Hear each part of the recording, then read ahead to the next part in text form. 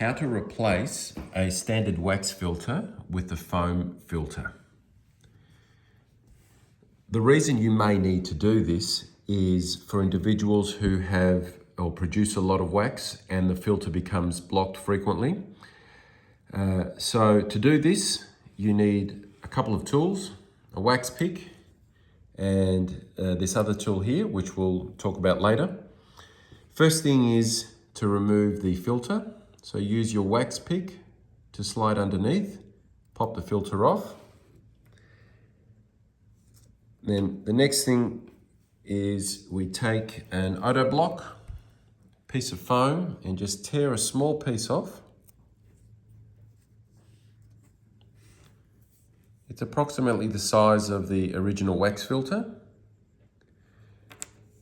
And then we place the foam filter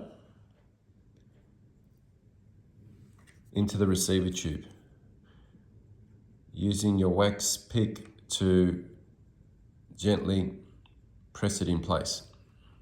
Now it just needs to sit slightly inside. Eventually, this foam filter will become blocked and need to be replaced. Using this tool here, which is essentially a wire with a barbed end, place it inside the receiver tube and hook onto the foam to remove the old foam filter, and then replace with the new one using the same procedure.